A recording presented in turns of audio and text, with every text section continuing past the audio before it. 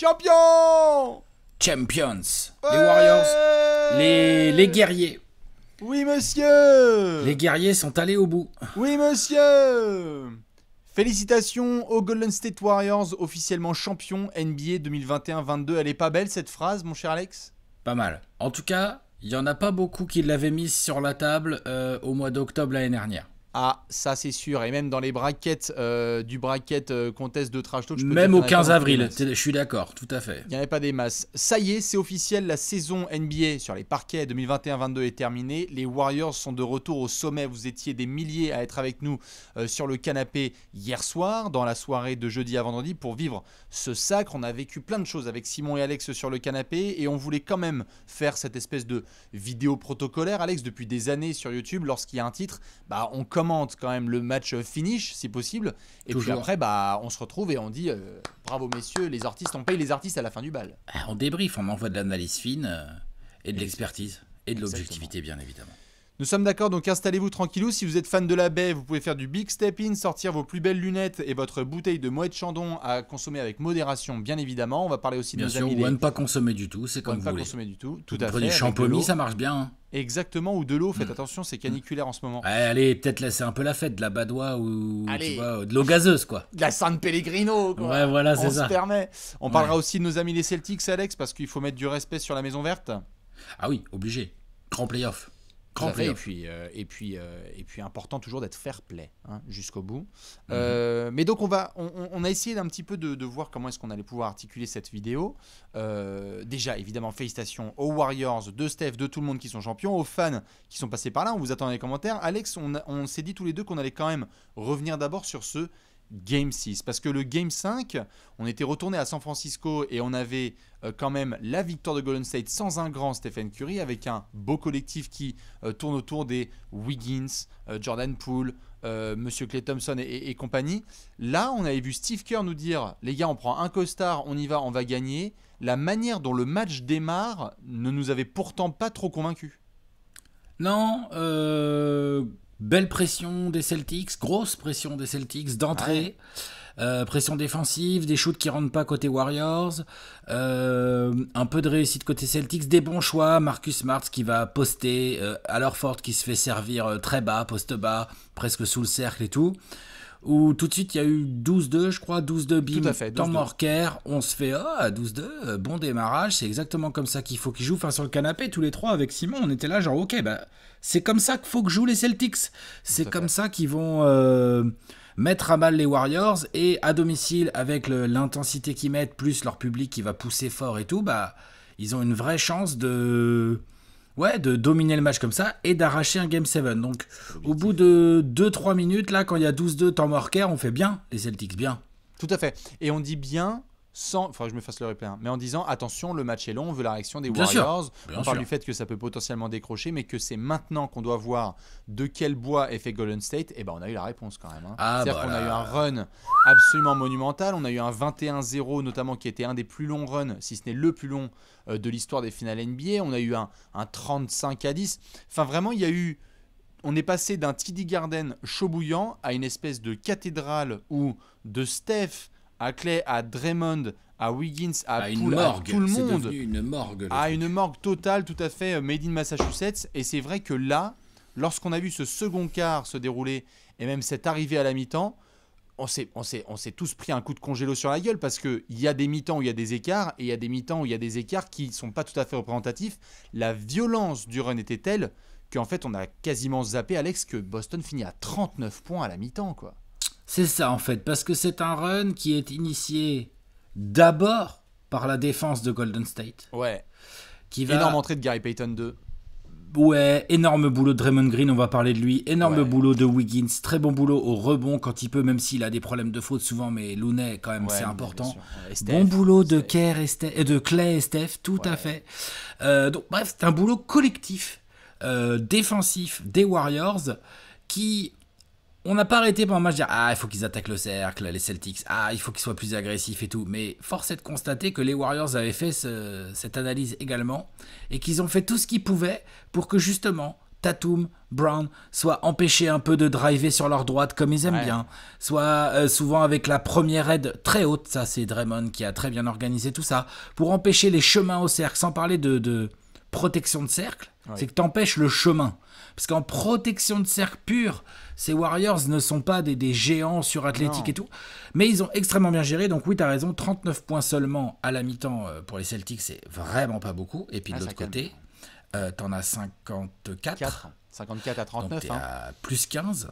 T'es à plus 15 parce que toi, en attaque, tu as chauffé. Tu as appris tout ce que la défense des Celtics, qui pourtant est bonne, mais tu as appris tout ce qu'elle t'a donné. T'as accéléré le rythme dans les moments où il fallait. Notamment, par exemple, je sais pas, Draymond Green. Non. Draymond Green, on l'a critiqué pendant quasiment toutes les finales, t'es d'accord ? Il fait le finish. Il tourne à 6 points par match sur les finales, à 33% au tir, à 12% de loin. Franchement, c'est pas beau. Mais ce qu'il fait dans le Game 6, à l'extérieur, que ce soit défensivement, au rebond, ou en termes de tempo, où il envoie quand même 8 passes d'aise, prend 12 rebonds, il met quand même 12 points, c'est du taf de patron. C'est lui qui met le tempo, et c'est lui qui est le premier header, le premier protecteur. Et tout à fait, et il met ses 3 dans les corners, qui sont pourtant les shoots où le Tigran est censé se lever et dire merci frérot, la possession est gâchée, mais non, il les met, donc c'est du taf de 2016, on revoit le Draymond qui est capable de prendre la pression et de la boire. On a eu un très gros coup de chaud de Jordan Poole avec du 3 points en fin de possession, I'm falling, avec la planche, sans la planche, où on se dit c'est Michael Jordan Poole. C'est vrai que sans avoir été transcendant, les Warriors ont eu du gros shoot en déséquilibre de Steph, de Clay, de Draymond, de Jordan Poole. Il y a eu quelques belles actions athlétiques d'Andrew Wiggins. En fait, sans être incroyable en attaque, ils font le nécessaire. Et de l'autre côté, tu as raison, ce verrou, il est fou. D'autant plus que même quand on a des épaules qui passent, la finition, elle n'est pas là. On a eu combien de ballons qui ont roulé autour de l'arceau ? Derrick White va au panier, ça Robert retombe. Williams. Jason Tatum, on a dit, il essaye d'eurostepper les garçons, mais il finit pas comme il faut. Robert Williams, tout à fait. On a eu en fait des gars qui, certes, parfois butaient sur le premier rideau, mais aussi qui se retrouvent face à l'arceau et ne finissent pas le travail. Et ça a trop pénalisé Boston en première mi-temps. Et on s'est retrouvé finalement dans un match assez ressemblant du match 4, du match 5. Ce match 6, en fait, ressemble beaucoup. Boston a un peu de mal à attaquer. Les Warriors exploitent à fond les faiblesses offensives et les manques de réflexion des Celtics. On est sur 3 matchs de suite où les Celtics ne mettent pas 100 points. On est sur 3 matchs de suite même, oui c'est ça, où ils mettent pas 100 points.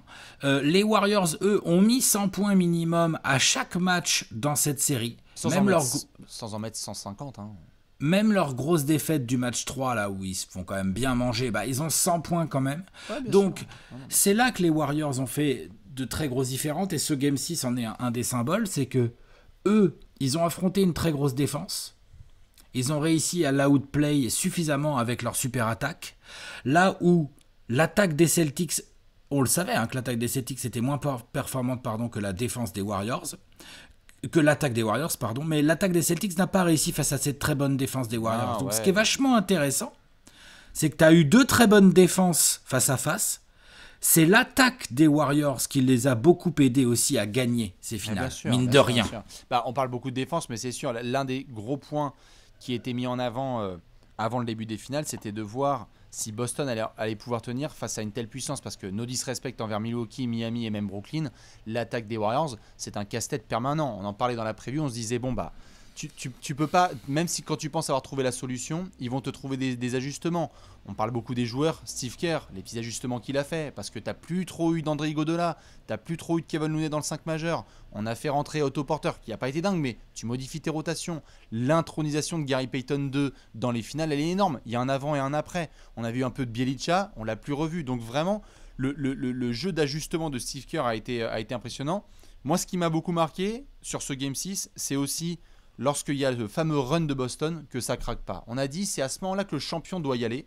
Et quand tu as Boston qui commence à faire son run, ça revient à 10, à 8, il y a du N1, il y a Horford qui commence à chauffer, Jaylen Brown est inarrêtable, pendant que Tatum, on en reparlera, a clairement fait n'importe quoi sur la rencontre, et ça ne nous empêchera pas de lui mettre du respect sur son nom. Ça nous fera l'occasion de parler de Wiggins. Tout à fait, plus d'une fois on parlera de Wiggins, tout à fait. Mais à ce moment-là, Golden State n'a pas paniqué, ils ont très bien défendu. On a parlé du fait que les shoots pouvaient assassiner Boston. il n'y a pas eu une succession de shoots qui sont rentrés qui ont vraiment terminé les Celtics. C'est surtout que lorsque Golden State n'a pas rentré certains de ses tirs, ils ont sorti le verrou de l'autre côté. Du coup, ce qui était 8 aurait pu devenir 6, mais jamais c'est descendu à 6, 5, 4. Non. Et lorsque, enfin, les munitions sont revenues, c'est passé de 8 à 10, à 12, à 14. Et c'est en ça que je trouvais qu'il y avait un côté très patron qui ne panique pas et qui, à l'extérieur, finit le boulot, en fait. Ils ont fait ce qu'ils devaient faire. Sûr de sa force, bien oui, organisé. Non, c'est sûr. Et puis, quand même, Steph Curry. 34 points quand même dans ce Game 6, si je dis pas de bêtises. Énorme, ouais, et pas 34 points à 10 sur 11 à 3 points, c'est de la pénétration, c'est du lancer provoqué. Beaucoup de variété. Il a très bien varié, ouais. Il y a encore 7 rebonds, il y a 7 passes, enfin, c'est encore un match énorme. En fait, à part le match 5, il a fait des finales immenses. Ah, des zinzins, ouais. D'ailleurs, il est MVP des finales, hein, et il n'y a pas de contestation possible, il a été à l'unanimité, enfin, il n'y a rien à dire, je pense. Bien sûr. Donc, ouais, non, ce Game 6 est assez symbolique de la domination des Warriors. Il représente bien ce qu'ils ont fait sur les 3 derniers matchs. Je rappelle qu'ils étaient menés 2-1. Et que donc, l'avantage du terrain était récupéré par Boston. Enfin, plein de choses comme ça qu'ils ont géré. Qu'ils ont dominé sans que tout le monde soit dans des finales immenses. Klay Thompson, on ne peut pas dire qu'il fasse des finales immenses. Non, bien sûr. Draymond Green, on l'a critiqué jusqu'à ce match 6 qui est très très bon. Donc c'est ça aussi qui est intéressant pour ces Warriors, c'est qu'il y a du renouvellement, du changement autour du duo Kerr-Curry. Un petit mot quand même sur Steve Kerr. Oui, je le disais. Steve Kerr, il a bu Udoka. Il a montré que les ajustements qui devaient être faits ont été réalisés et ont créé des soucis. Et on dit souvent Steve Kerr, mais on l'a dit, Steve Kerr sur son banc hier soir quand il se retourne, il y a Kenny Atkinson qui va s'occuper de la Melo Ball. Le staff. Il y a Mike Brown Warriors, qui va être avec les Kings de notre cher Simon dans quelques mois et quelques semaines. Donc c'est Steve Kerr avec ses assistants. Ouais, quelle chance. Mais c'est Steve Kerr et ses assistants. La manière dont je trouve il y a un avant et un après Game 4. La façon dont ils sont arrivés en Game Time Decision en disant autoporteur, on va juste intégrer, on va modifier certaines de nos rotations. Steve Kerr a montré que en série et en match, il pouvait faire les bons moves. Et il a été souvent critiqué par la propre fanbase de Golden State. Mais là, je vois pas ce qu'ils ont à dire. Il a fait vraiment les gestes qu'il fallait. Il célèbre le titre et point barre. Ouais, voilà. Ils ont un des meilleurs coachs de tous les temps. Bah ouais, et oui, il faut parler du staff, je suis d'accord, mais on parle du head coach parce que quand ça va mal, c'est le head coach qu'on défonce aussi. Donc c'est aussi le jeu. Mais donc voilà, c'était quand même le petit mot pour Steve Kerr. Mais je pense qu'on aura l'occasion d'en reparler un peu plus tard dans l'émission quand on se penchera sur la fameuse dynastie. Tout à fait, on reparlera de ce thème. Exactement. Avant ça, évidemment, ce qu'on voulait dire, c'est il y a un vainqueur, mais il y a aussi un perdant. Alors pour Boston, au-delà de ce Game 6, c'est une fin un petit peu difficile parce que le parcours, il était rêvé. On a parlé de ce premier tour où ils sweep Brooklyn. Allez, merci KD et Kyrie dans la poche. Les fuck Kyrie, c'est bon, c'est validé. T'es mené 3-2 contre Milwaukee. T'égalises chez les Bucks. Tu gagnes en 7 le Grant Williams game.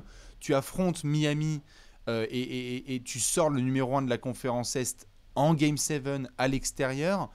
En fait, là, tu as fait quelque part ta finale parce que tu menais 2-1. Et il y a un gain d'expérience qui est formidable pour cette équipe. La saison prochaine, comme je te disais hier dans le canapé, les mecs ils vont pouvoir se pointer et dire non mais on a connu toutes les situations. Là leur run de playoff, il est extraordinaire. C'est aussi l'occasion, Alex, de mettre du respect sur ce que Ime Udoka et ce groupe a fait sur juste l'année 2022. Parce qu'en décembre dernier, on n'aurait jamais mis ça. Personne. Faut le reconnaître.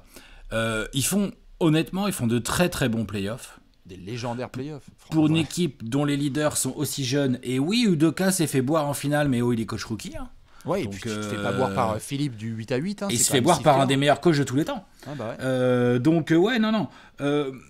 Tatum s'est fait énormément critiquer pendant ses finales. Ok, ouais, c'est vrai, il n'a pas dominé autant, il a eu du mal face à Wiggins. On va revenir sur Wiggins et tout. Mais, pardon, mais juste, déjà, n'oublions pas l'âge qu'il a. N'oublions pas à quel point il a progressé cette saison. N'oublions pas que sans lui, la série, elle s'arrête à Milwaukee. La série, les playoffs des Celtics. Désolé, ça s'arrête au Game 6 à Milwaukee. Non, mais s'il fait pas son match, là, qui est le match déclic, ouais, c'est terminé. C'est légendaire son match. Bien sûr. Ses playoffs sont très très bons dans l'ensemble. Il a mis la race à Kevin Durant il a tenu le regard de Giannis Antetokounmpo, il a tenu le regard de la défense du 8. Ouais, en finale NBA, il est tombé sur plus malin, plus expérimenté, sur un tout autre défi, un Andrew Wiggins extrêmement compliqué à jouer et tout, ok. Mais faut pas tout oublier, il peut y avoir de la déception sur les finales, elle est compréhensible, elle est naturelle. Moi, je pense que Jason Tatum a montré qu'il était parmi les grands de la NBA actuelle, et je pense que rien que sur ses épaules, les Celtics ont de beaux jours devant eux. Ah oui, non, c'est sûr. Je pense que là, c'est parce qu'on est à chaud et qu'il y a beaucoup de gens forcément critiquent. J'ai vu trop de critiques sur Tatum, genre comme si le gars, il venait de rater 20 matchs de suite, tu sais. Non, mais bien sûr, mais ça après, c'est les émotions, comme dirait Zizou, et c'est Game 6. On est en lendemain de Game 6 et de coronation, donc on est là, genre, bon, bah, qui c'est qui a foiré? Oui, indéniablement, un des mecs qui a le plus foiré son match pour un des matchs les plus importants de la saison, c'est Jason Tatum. Ouais, mais ça son match 6, mais ça ne doit pas enlever tout le reste, et ces playoffs sont extraordinaire. Donc oui, ça permet de fermer quelques bouches, parce que bah oui, Jason Tatum, ça y est, hein, la question de savoir si tu peux construire autour de lui et Jaylen Brown pour aller en finale NBA, bon bah la réponse sont là, hein. Tu mets bien face aux Warriors, donc c'est très très clair, ils vont pouvoir continuer dans cette direction, mais c'est bien aussi qu'ils passent par là. On a vu les discussions avec André Iguodala en sortie de buzzer, on a vu Draymond Green aussi lui toucher quelques mots. Chacun son tour. Chacun son tour. Il y a des garçons qui sont passés par là. Duncan est allé parler à LeBron et a dit, gars, merci pour l'assist en 2007. Il y en a plein qui sont passés par là, en fait, et où tu es obligé de peut-être t'incliner face à un collectif qui est plus expérimenté, plus la dalle, plus tout ce que tu veux. Donc, c'est pas grave, en fait. Et toute la question maintenant pour les Celtics est de ne pas rater ton tour. Parce que par contre, on en a vu des gens, on se dit, allez, ah yes, l'avenir est pour eux. Il n'y a pas d'avenir en NBA. Non, bien sûr. Tu as une fenêtre de tir, il faut la prendre. Donc, ils viennent de faire une très très grande deuxième partie de saison avec des super playoffs. Oui. Toute la question maintenant pour Brad Stevens, Ime Udoka au coaching et tout, c'est de quelles sont les micro-modifications, parce que je ne pense pas non plus qu'il y ait des immenses modifications à faire à ce groupe Celtics, on peut toujours en discuter, mais il y a vraiment une base super. Quelles sont les petites modifications que tu veux faire? Comment tu veux travailler pour rester un prétendant au titre, rester un contender, retourner en finale et là la gagner. Mais c'est ça la vraie question, c'est comment tu concrétises ce que tu viens de faire. Mais ce qu'ils viennent de faire est énorme. Mais bien sûr, les fans d'ailleurs de Boston ont beaucoup d'amour et de respect pour cette équipe parce qu'ils se sont inclinés. Il y a des défaites où tu es tristoun quand même, genre voilà, Miami 2011, tu démarres avec beaucoup de hype et tu t'inclines, bon, bah, c'est comme ça. Mais là, qui aurait pu annoncer Boston ainsi, quoi? On en parlait en rigolant avec les algorithmes de Simon dans l'addition. On s'est retrouvé là, on s'est dit mais c'est n'importe quoi. Il y a des mèmes, il y a de la Colombie, c'est fou. Ça partait dans n'importe quelle, ça aurait pu aller dans n'importe quelle direction que même nous en preview, Alex, on se regardait et tu disais bah je pense que Boston va gagner le titre. Ça devenait réel en fait. On se disait, il y en avait beaucoup de médias américains qui disaient forcément Boston peut gagner le titre parce qu'ils jouaient tellement bien. Je suis d'accord avec le fait que là, ils vont devoir voir cet été quels ajustements. Moi, j'ai très hâte de faire les 30 prévus en 30 jours à la reprise. Moi, le premier mot qui me vient à l'esprit, Alex, c'est donnons-leur un petit peu de temps. Je sais que ça va vite en NBA, mais Ime Udoka, il est là depuis 6 mois. Est-ce que Tatum, Brown, Smart, Horford, Robert Williams, Udoka avec Grant Williams et un peu de renfort sur le banc avec Derek White, ça peut au moins travailler encore un peu plus? Bah, j'aimerais bien que Brad Stevens, qui a fait une masterclass ces 8 derniers mois, cimente et dise ok, on va renforcer un peu et on va travailler nous. Parce que là, ils avaient la défense, le collectif, le jeu. Et on a beaucoup parlé, Alex, du fait qu'en attaque, ça a manqué. Là, en attaque, il y a eu des situations où ils se sont pris les pieds dans le tapis. Donc il y a du travail interne. On tombe beaucoup sur Tatum, mais tombons aussi sur Smart. Offensivement, son Game 6 n'est pas bon. Ah mais oui, et sûr. Pourquoi? Parce que il fait des très très très très bons playoffs, Marcus Smart, comme Tatum d'ailleurs, ça se bat super bien, mais juste, tu vois, Marcus Smart, c'est pas... il a progressé à la création, Tatum a progressé à la création. Bah tu vois, ça c'est une réflexion peut-être que les Celtics pourraient avoir, c'est un petit meneur, un peu plus vrai meneur, vrai poste 1, un peu plus qui tient plus la balle, un peu moins combo que Marcus Smart et Derek White. Ça, c'est le genre de petite réflexion qui peut vachement intéresser, sans parler de faire un énorme joueur qui tourne forcément à 10 passes par match ou je sais pas quoi, mais Je te dis pas qu'il faut ramener, je sais pas, Kyrie Irving au Celtics. Non, bien sûr. Mais par exemple, voilà. Mais je veux dire, un poste 1, sérieux, expérimenté, qui tire la balle et qui fait les bonnes actions sur pick and roll quand c'est la merde en attaque et que t'arrives plus à rien faire, ça c'est une piste qui peut vachement intéresser les Celtics pour tout de suite. Bien sûr, ou alors va voir dans le camp d'en face et rends-toi compte que t'aurais adoré avoir un Jordan Poole qui parfois te claque entre les doigts mais te met 14-16 points dont les Celtics auraient rêvé parce que Pritchard, Derrick White, Grant Williams, ça a été une catastrophe on va dire globale sur les finales. Ça avait très bien démarré pour Derrick White mais après on a senti que c'était trop léger. Gary Payton 2 à lui seul a fait une meilleure série que la plupart des remplaçants de Boston. Donc peut-être un get bucket. Tu parlais de playmaker potentiellement sorti de banc. Ouais, un get bucket, un Jamal Crawford là, un Jordan Clarkson. Le Jordan Poole en fait. Exactement. Ouais. Un profil comme ça à Boston, quand ça devient un peu stagnant, qui pénètre, qui va provoquer des lancers, ce serait peut-être pas mal. Mais confiance en Brad Stevens. Sur les 12 derniers mois, il a fait des moves qui ont été extraordinaires pour changer. Je crois qu'on peut dire qu'il a fait des moves. Ouais, il est dans le bon bureau, comme on dit. Il est sur le bon banc. Il est dans le bon siège. Mais respect à Boston. Voilà, faut accepter la défaite. Et il y a des prémices et des perspectives qui sont belles et bonnes. Attention aux Celtics la saison prochaine. Pour aller les chercher, ça va être très compliqué, quoi. Ouais. Très, très compliqué. Ouais. Maintenant qu'on a rendu à Boston son hommage, Alex, tu me parlais d'un terme qu'on va devoir ressortir. C'est celui de dynastie avec les Warriors. On a donc eu un titre en 2015, une finale épique perdue en 2016, un titre en 2017, un titre en 2018, une finale perdue en 2019, 2 saisons un peu off avant de revenir au sommet. On est sur une équipe, quand on a fini le live, là, on a commencé à parler avec Simon de savoir ce qu'on avait de notre vécu connu comme meilleure équipe. Sur la durée, c'est très compliqué, quoi. T'en reviens à parler de la dynastie des Bulls, en fait. Après, toute proportion gardée, hein, mais la dernière, c'est Pourquoi quoi? toute proportion gardée? C'est une dynastie aussi. Hein. Oui, tout à fait, mais je veux dire toute proportion gardée parce que t'as pas de triplit, tu vois. Enfin, je veux dire, après, faut doser. Ouais. Non, mais quand même, c'est pas la même. Les triplés, c'est une autre chose que des back-to-back. Il y a 7 ans, le 16 juin 2015, les Warriors ont remporté le titre avec Steve Kerr en coach rookie, Steph Curry, Klay Thompson et Draymond Green en titulaire. La nuit dernière, donc le 16 juin 2022, 7 ans plus tard, ils ont remporté encore une fois le titre, le 4e en 8 ans, avec Steve Kerr au coach, Steph Curry, Klay Thompson et Draymond Green en titulaire. Franchement, c'est lourd. Et bien sûr. C'est très très lourd.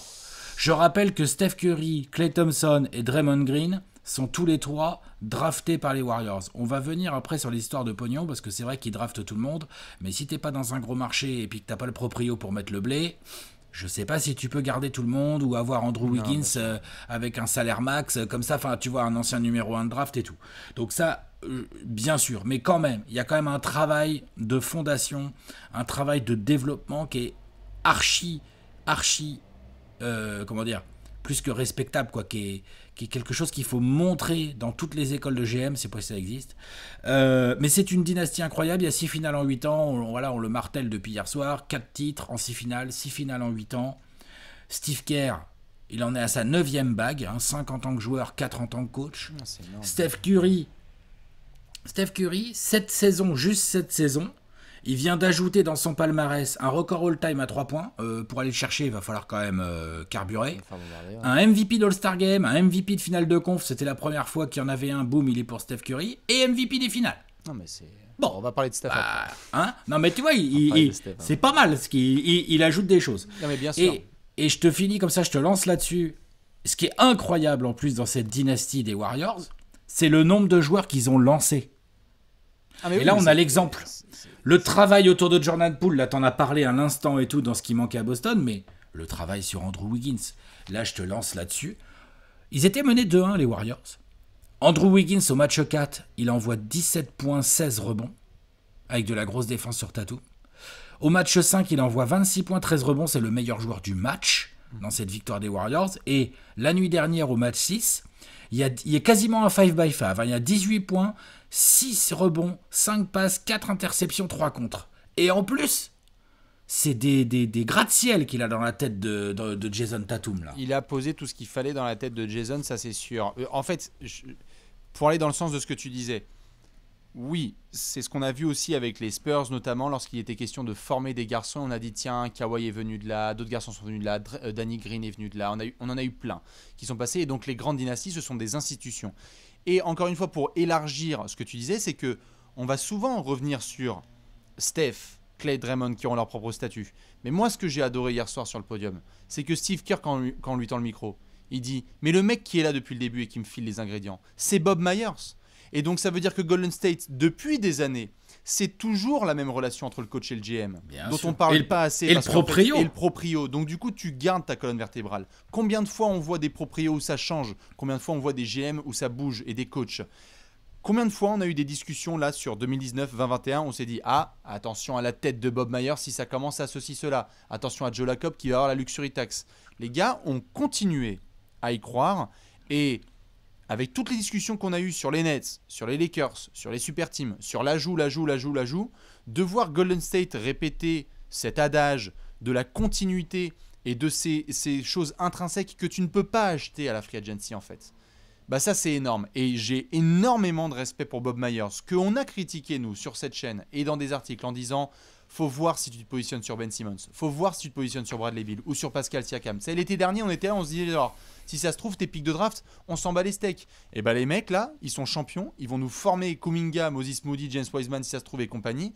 Et tu dis mais attends juste masterclass totale. Donc une dynastie, c'est quoi? Bah c'est comme on le voit avec les Spurs, comme on l'a vu avec Pat Riley et le Heat, comme on le voit aussi là avec... Bon, après le Heat, on peut en discuter, c'est pas une dynastie, mais il y a eu de la continuité dans les victoires. Tu as un Dirlo, un proprio, un coach, tout le monde s'aligne, il y a des hauts et des bas, des saisons où c'est moins bien, et tu reviens trop fort en fait. Et là...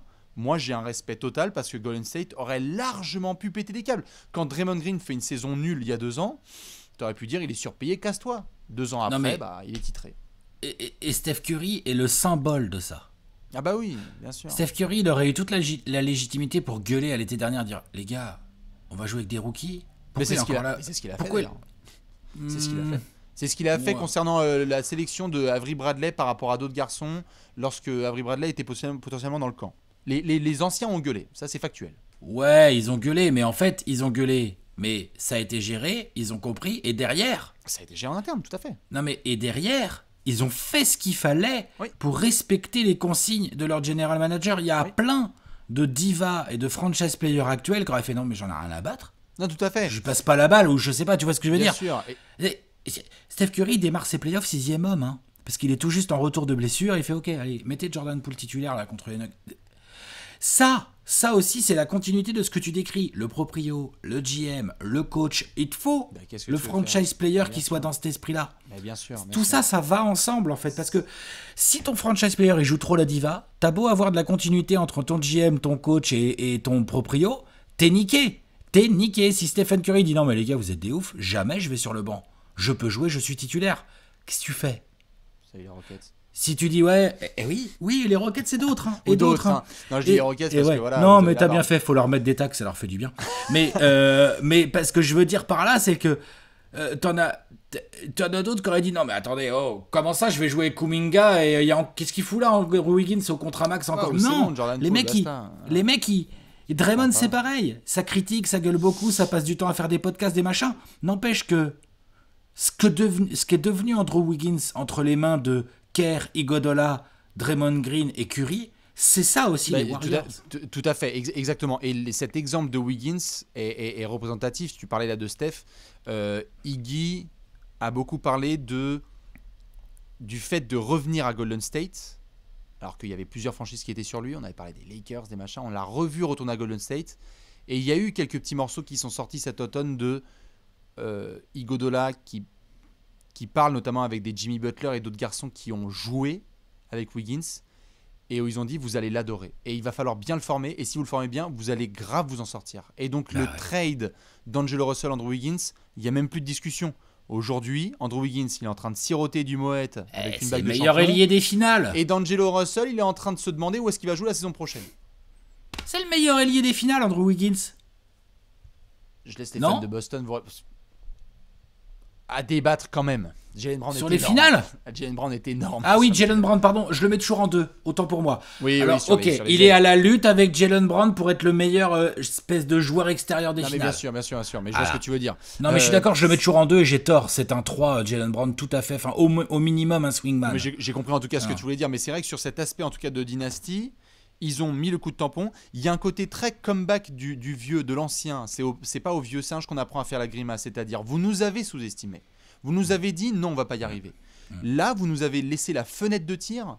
C'est avec leur méthode en plus. Avec leur méthode, exactement. Que les mecs disent, hop, vous nous laissez l'opportunité là, attention là. Phoenix, vous avez pas battu Dallas ? Attends. Ja Morant, là, tu vas pas jouer ? Non, mais ne nous laissez pas une fenêtre de tir. Parce que si nous, c'est le cas, on va s'enfoncer dedans. Et quelque part, j'allais te poser la question, parce que c'est ce qu'on a dit en off.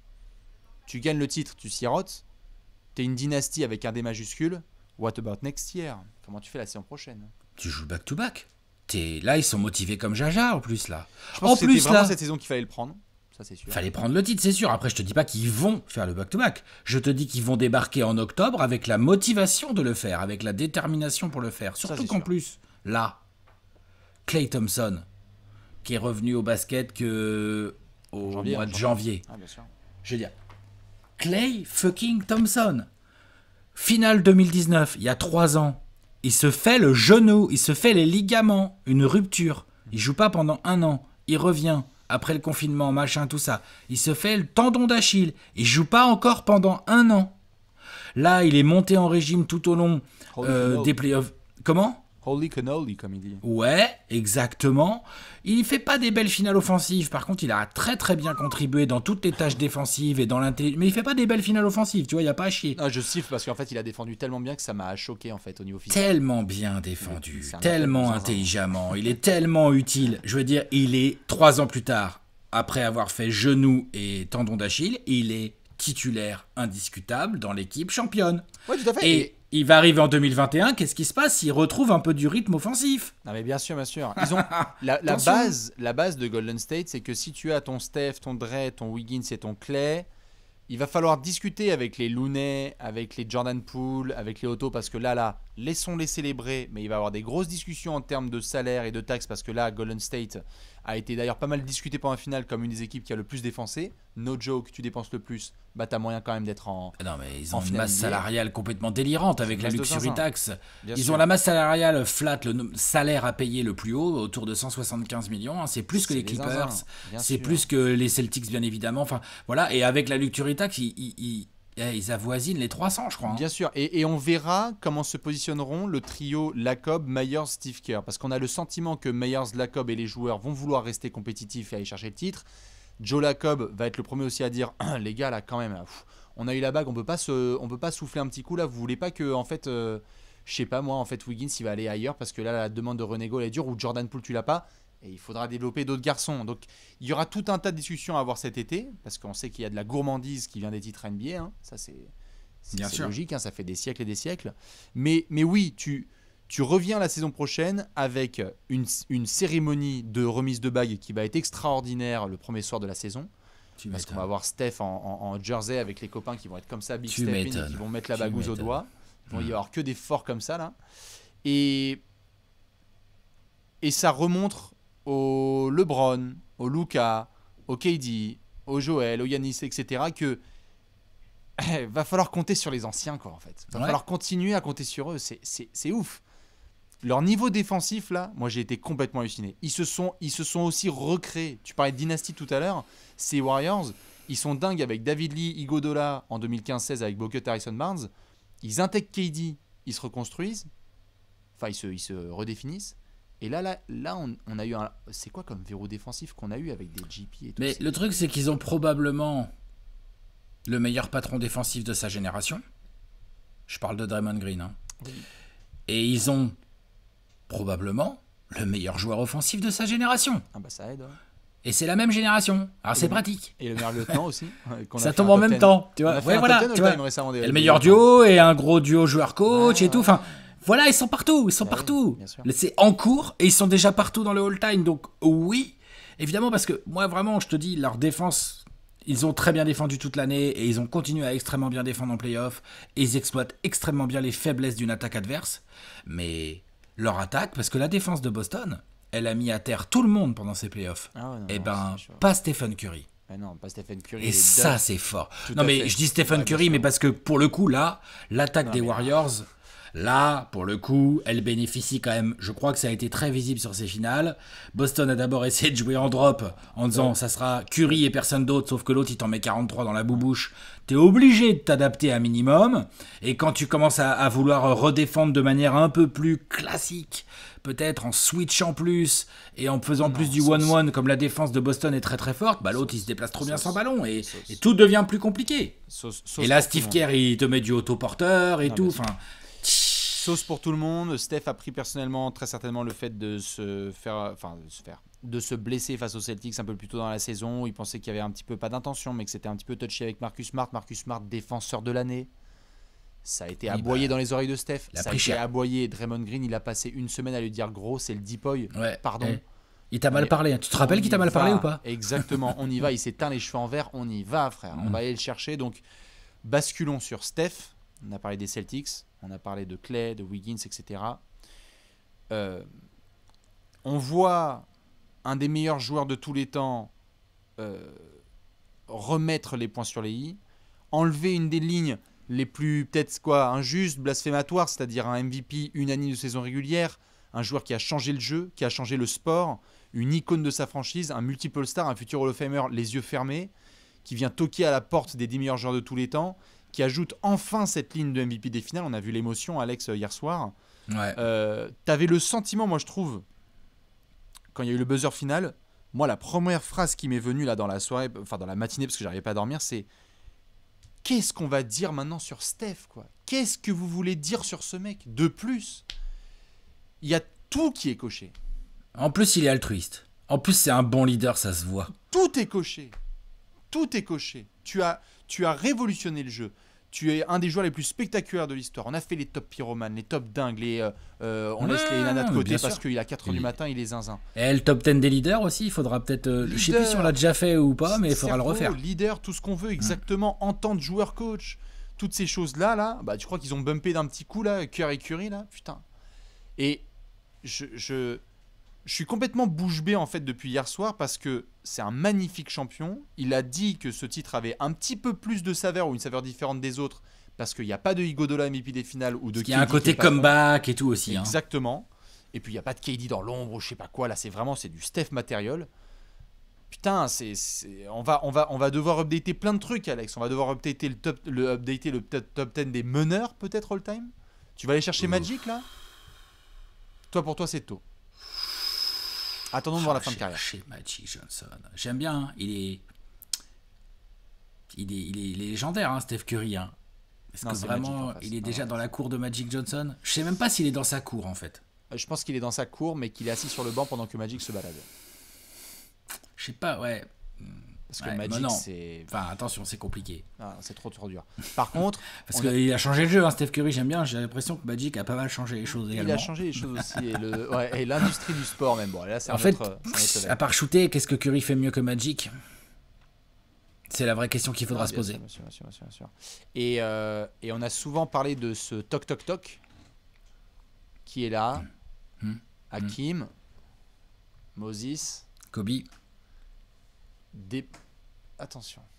Bah, pardon, mais... Tarte ta gueule à la récré quand même. Bah, n'empêche que Curry est plus sur les talons, exactement. Il est plus sur les talons de Moses Malone, Hakim Olajuwon, Wilt, Shaq, Kobe que sur les talons de Magic. En tout cas pour moi. Hein. Ça, je suis d'accord. Sur la manière dont on fait les espèces de classes et les tailleurs, t'as l'impression qu'il y a un peu un Jordan, LeBron, Karim et Magic, Duncan, Bird. Et après, on essaie de voir où on peut mettre les garçons. J'ai vu beaucoup de gens dire oui, mais si c'est le deuxième meilleur meneur all-time, ce qui est le cas à mon avis, il est forcément dans les 10 meilleurs joueurs de tous les temps. Moi, c'est un raisonnement que je ne partage pas forcément, mais que je comprends. Bref, je comprends. C'est quoi 2 x 5, 10 et qu'il y a 5 Ouais, voilà, c'est ça. Ouais, c'est ça.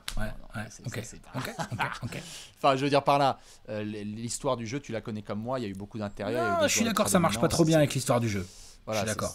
Ça marche pas très bien pour l'histoire du jeu, je suis d'accord. À ce moment-là, c'est quoi? Wade, il est dans les 10? Comment ça? Ben non. Qu'est-ce que tu racontes? J'ai voulu faire paniquer les fans de Kobe. C'est James Harden. C'est James Harden, non? Oh my god. Non mais Steph va toquer. Pardon. Steph va toquer. Et on va devoir faire ces updates par la suite. Parce que la phrase va commencer à devenir réelle. Est-ce qu'on voit un des 15 meilleurs joueurs de tous les temps sous nos yeux? Est-ce qu'on voit un des 10 meilleurs joueurs de tous les temps sous nos yeux? Tu l'as dit tout à l'heure, la saison qu'il fait là, il a été meilleur marqueur de la NBA la saison dernière, avec Bradley Beal. Il a été meilleur scoreur de l'histoire des Warriors. Il vient d'ajouter donc record à 3 points, MVP de All-Star Game, playoff et finale. Non mais c'est un taré. Qu'est-ce que vous voulez? Moi j'ai envie qu'il vienne à Paris en 2024. Ouais. Il faut la médaille olympique. Ouais, ça serait bien. Parce que les garçons qui sont autour là, ils ont tous la grelotte hein, quand même, de Team USA. Ouais, c'est clair. Ils l'ont, je crois. Enfin, je veux dire, qui manque à l'appel? Duncan. Duncan, il l'a pas? Bon, il a la médaille de bronze avec. Qu'est-ce qu'il est mauvais, lui. Bah, arrête. Les pires Team USA de l'histoire, son bras droit, c'était l'anniversaire. Bah ouais, mais bon, c'est son problème, ça. Avec John LeBron. Duncan ne l'a pas, mais sinon, Shaq, il l'a. LeBron, il l'a. Je pense que Karim, il en a une, non? Dans toutes ces conneries, non? Faudrait checker. Ouais, je crois qu'il en a. Il faudrait une petite médaille d'or olympique pour Steph, mais après, il va créer une distance à 3 points qui est phénoménale. Il a autant de bacs. Là, il a autant de bacs que LeBron? Ouais. God damn. Magic en a 5. Ouais. Il a plus de bagues que Bird. Il a plus de bagues. Il a autant de bagues que Shaq et LeBron. Il a plus de bagues que Bird. Et il en a pas autant que Magic. Il a une bague de Duncan, Kobe, Magic. Mais il y a les bagues. Le nombre de bagues, pour moi, le nombre de bagues, c'est pas non plus c'est pas un si gros critère, c'est un critère, mais je suis pas sûr qu'entre 3 et 4 bagues, je mets forcément le mec à 4 bagues devant le mec à 3 bagues, quoi. Non, c'est si t'as été MVP des finales aussi, quoi. Ouais, ça. Exactement. Et puis, qu'est-ce que t'as fait dans ta carrière? Qu'est-ce que t'as accompli? Qu'est-ce que t'as apporté? Comment ça s'est coupillé, en fait, l'affaire?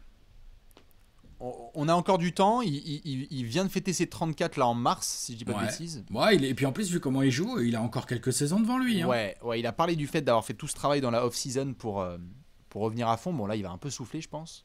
Ouais. Mais il y a je sais qu'il y a eu toute la période 2016 où il y a eu à la fois la montée et la hate de Steph. J'ai l'impression qu'avec l'âge et avec ce comeback, il y a une espèce, pas du tout d'unanimité, mais il y a une espèce de respect global pour ce qu'il vient d'accomplir après les critiques qu'il y a eu sur lui. Qu'est-ce que tu aimerais voir, Alex, de plus de la part de Steph, quoi? Bon, les JO à Paris, ça serait cool. Moi, je veux les JO à Paris. Ouais, je suis d'accord, faut qu'ils viennent. Avec LeBron. En fait, la question qu'on est en train de se poser, elle peut être vite répondue si les Warriors sont capables de faire un back-to-back. Putain, bah s'il fait 2 back-to-back, frère. Attention. C'est compliqué. Parce que là, c'est peut-être pas juste dans le top 10 qui va rentrer l'autre. Hein. Attention à tes Ouais, oh, bah alors là, je suis très sérieux dans ce que je dis. Hein. Attention, hein. Il va rentrer sur le top 3. Hein. Tarte ta gueule. Hein. Non, mais à un moment donné, si là, ils refont un back-to-back, ils vont rentrer dans le genre de dynastique à 2 back-to-back. L'autre, c'est le meilleur shooter de tous les temps. Il est le leader d'une équipe qui est une dynastie sur une décennie avec 2 back-to-back. Tu sais que ça coche beaucoup de cases. Ça. Bien sûr. Il y a 20 000 en plus, points il est altruiste et tout le bordel. Tout à fait. Il y a 20 000 points en carrière, parce qu'il y a un gros passage, il est arrivé à 21 ans en NBA, donc il y avait un gros passage à Davidson. Il y a 20 000 points en carrière, à son rythme, qui est à peu près un rythme de... là, j'avais sous les yeux, là, c'est du entre 1500 et 2000 points la saison. Il va finir à quoi, 27 27 à peu près. Faut aller taper dans ces eaux-là, tu vois, un petit peu, pour aller mettre les Duncan, Garnett et compagnie dans le rétro, les Melo et tout. Enfin, Melo, non, c'est beaucoup plus haut. Melo, de quoi tu parles? Melo, c'est chaud. Non, mais c'est beaucoup plus haut, mais il n'y a rien d'autre. Oui, non, mais tout à fait. Non, mais je veux dire en termes de ranking de scoreur. Ah oui. Parce que 20 000, c'est un peu léger, entre guillemets. Il va y avoir 4003 points, non? Ah oui, Bastien, il va y avoir 4003 points. Bien sûr qu'il va y avoir 4003 points. Voilà. Donc, voilà, on va voir. Mais en fait, en fonction de ce qui va se passer dans les prochaines années, mais en fait, c'est des joueurs en cours. C'est comme Kevin Durant. Kevin Durant, on l'a dit, quoi. Si jamais l'autre il arrive à ramener un titre à Brooklyn, bah forcément tout de suite on va le regarder différent, tu vois.